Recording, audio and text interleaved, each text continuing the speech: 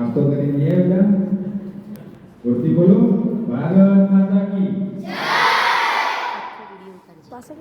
આજે ટીબી મુક્ત ભારત અંતર્ગત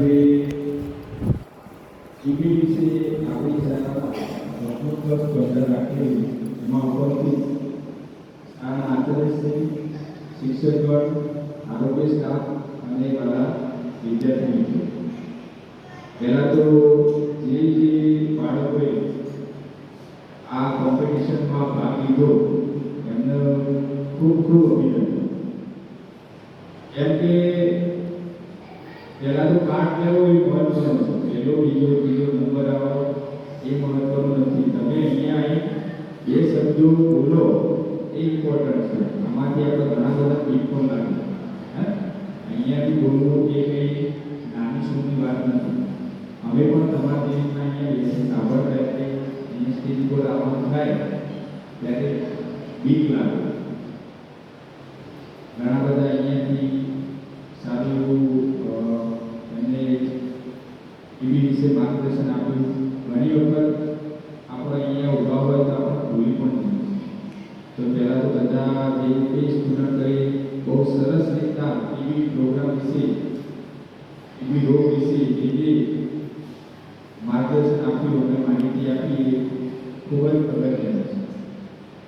આજે આ ટીવી રોગ આપણા ભારત દેશમાં સૌથી વધારે જો થતા હોય તો આ ટીબીના રોગથી થાય છે. એટલે આપણા માનનીય વડાપ્રધાન સાહેબે 2025 માટે આ ચાલુ વર્ષમાં ટીબી ફ્રી ઇન્ડિયા બનાવવાનો નિયમ લીધો છે. એકચ્યુઅલમાં ઇન્ટરનેશનલ લેવલે 2030 સુધીમાં ટીબી ફ્રી વર્લ્ડ બનાવવાનો WHO કન્સર્ન લીધો હતો. પરંતુ આપણા વડાપ્રધાન શ્રી 5 વર્ષ પહેલા કે મારા ઇન્ડિયામાંથી ટીબી ફ્રી થઈ ગયું. એટલે આ વર્ષે ખાસ આના પર બહુ ભાર મૂકવામાં આવે છે. ટીબી રોગ વિશે હું તમને કહું કે બધા વિદ્યાર્થીઓ બહુ સારું કીધું, પણ ટીબી એક એવો રોગ છે કે પહેલાના જમાનામાં એટલે કે 1990 આસપાસ કોઈને ટીબી થાય ને તો કેન્સર જેવું કહેવામાં આવે. ટીબી થાય એટલે કે મરી જ જાય. એ વખત ટ્રીટમેન્ટ ઓછી હતી અને લોકો કોર્સ હતો. બહુ બધી દવાઓ ભરો ત્યારે એને ટીબી કદાચ રિકવર થઈ ગઈ. પણ અત્યારના જમાનામાં ટીબી એક રોગ એવું છે કે તમે પ્રોપર દવા લો તો કમ્પ્લેટ મટી શકે છે. ટીબીની જો સારવાર વ્યવસ્થિત લેવામાં આવે અને સમયસર નિદાન થાય તો એ મટી શકે છે. તો આપણને ક્યારે ખબર પડે કે આ વ્યક્તિને ટીબી છે? તમે બધા તમારા ઘરમાં અથવા આજુબાજુ મહેલામાં ઘણા બધા વ્યક્તિઓ ખાંસી થતી હોય છે.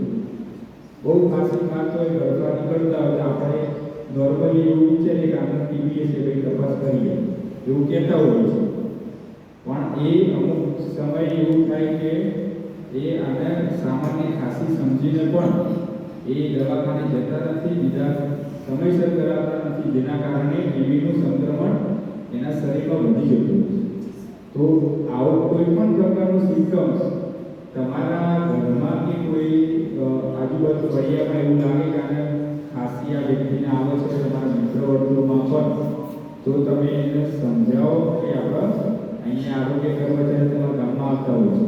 બીજું કે નજીક તમારું એક પિંટોદર સબ સેન્ટર છે ત્યાં અથવા પીએસસી વસઈ અથવા નજીકમાં આપણું સીએસસી કુકરવાડા છે ત્યાં ગળફાની તપાસ કરાવે તો એ સમયસર સારવાર નિદાન થાય અને સારવાર પણ સમયસર ચાલુ કરી શકે. બીજું કે આ રોગ એક કીધું એમ કે માઇકોબેક્ટેરિયમ ટ્યુબરક્યુલોસિસ નામના બેક્ટેરિયાથી થયેલું છે. કઈ રીતના પહેલા જે કોરોના આવે કેવું હતું, આમ આપણે માસ્ક પહેરીએ, અત્યારે કોઈ નહીં પહેરે. એ વખત બધા માસ્ક પહેરતા કેમ કે બીક લાગતી કોરોના થઈ જશે, કેમ કે એ હવાથી ફેલાતો રોગ છે. એમ આ પણ એક હવાથી ફેલાતો રોગ છે. ટીબી વાળો વ્યક્તિ જો ખાંસી થાય તો એના બેક્ટેરિયા બધા હવામાં ફેલાઈ જાય અને એ તમારા બીજાના શ્વાસમાં જાય તો એને ટીબી થવાની શક્યતા શક્યતા વધી જતી હોય છે. પણ બધાને ટીબી થાય એવું જરૂરી નથી, કેમ કે દરેકની રોગ પ્રતિકારક શક્તિ અલગ અલગ હોય. એટલે ટીબીમાં તમે જોશો તો જેનું સતત વજન ઘટતું રાશિ 1-2 મહિનામાં એનું 10% વજન ઘટી જાય તો એની રોગ પ્રતિકારક શક્તિ પણ ઘટી જતી હોય. જેમ કે અત્યારે મેં તમને એક નારો બોલાયો સવારે, તો અડધા બોલે અડધા ના બોલે. આમ સ્ફૂર્તિલા ખાઈને આવેલા હોય એ જોરથી બોલી છે એટલે એનું હેલ્થ સારું હોય. એવી રીતના જે તમે તમારું શરીર સારું હશે, હેલ્ધી હશે, તો તમને ટીબીનો ચેપ લાગવાની શક્યતાઓ ઓછી હોય. એટલે સમયસર જો હેલ્ધી ખાવામાં આવે અને તમારું શરીર સારું હોય તો એને ટીબી થવાની શક્યતા ઓછી હોય. પણ એવું જરૂરી નથી કે ના થાય, ટીબી થઈ શકે, પણ તમે સાચો હતો થવાની શક્યતા ઘટી જાય. જેમ કે જે તમારા ઘર આજુબાજુ કોઈ બી ટીબીનું દર્દી હોય તો આપણે એનાથી થોડું માસ્ક કે રૂમાલ કે એવું રાખીએ તો આપણને એના બેક્ટેરિયા શ્વાસમાં આવવાની શક્યતા ઓછી થઈ જાય. એટલે આપણને ટીબીનો ચેપ લાગવાની શક્યતાઓ ઘણી ઘટી જતી હોય છે. બીજું, ટીબીનો એક કંઈ કફ, ઉધરસ, ફેફસામાં એટલું જોવું નથી. એ બીજા ઘણા બધા અંગોમાં ટીબી થઈ શકે, જેમ કે બ્રેનમાં, મગજમાં, હાડકામાં, આંતરડામાં, કિડનીમાં, બધી જગ્યાએ ટીબી થઈ શકે. એટલે એવું જરૂરી નથી કે ખાંસી આવે, કફ હોય તો જ ટીબી હોય. અન્ય જગ્યાએ હોય તો પણ એને ટીબી હોઈ શકે, પણ એના રિપોર્ટ કરાવવાની અલગ રીત હોય. એ તમે જે તે ડૉક્ટરને બતાવો એટલે ખ્યાલ આવી જાય તે પ્રમાણે બાયોપ્સીનો રિપોર્ટ કરાવતા હોય અને જે જગ્યાનો ટીબી હોય એની એ પ્રમાણે સારવાર થતી હોય છે. પણ કોમન આપણા વિસ્તારમાં ફેફસાનું ટીબી વધારે જોવા મળે અને એના દ્વારા જ ચેપ વધારે લાગે. એટલે જો એના સિમ્પટમમાં જોઈએ તો તમને કોઈને બી સાથે સાથે તાવ સતત 14 દિવસ સુધી આવતો હોય, ખાંસી 14 દિવસથી વધારે આવતી હોય, કફ આવતો હોય, ગળફામાં લોહી આવતું હોય, અથવા એનું વજન ડ્રાસ્ટિક એટલે એકદમ ઘટી જતું હોય, આવા કોઈ પણ સિમ્પટમ્સ જોવા મળે આપણામાં પણ તો એની સમયસર નિદાન કરાવી લેવું સારું. કેમ કે ટીબી એક જીવલેણ રોગ તો છે, પણ એને આપણે અટકાવી શકીએ છીએ. એટલે આજના કાર્યક્રમમાં તમારા બધા વિદ્યાર્થીઓને ખાસ જવાબદારી એ છે કે તમારા ઘરમાં પણ તમારા મમ્મી પપ્પા કે ભાઈ બહેન જેમને ખાંસી આવે છે, જ્યાં ત્યાં ગળફા થૂંકતા હોય તો એમને આપણે સલાહ આપવાની કે આવી રીતના જ્યાં ત્યાં એ થૂંકે નહીં, જેથી કરીને બીજાને ઇન્ફેક્શન ના લાગે. ઘર આજુબાજુ સાફ સફાઈ રાખીએ અને ખાવામાં પણ બધા હાઈ પ્રોટીન ડાયટ તમે ખાઓ. જેમ કે અહીંયા મધ્યાહન મિડ પ્રોગ્રામ ચાલુ છે, તો અહીંયા પણ મધ્યાહન ભોજનમાં પણ સારું એવું અત્યારે સરકાર તરફથી હાઈ પ્રોટીન ડાયટ, ન્યુટ્રિશનલ બધું એડ કરેલું હોય છે. જો તમે સમયસર વ્યવસ્થિત ભોજન જમો તો તમારું શરીર સારું રહેશે.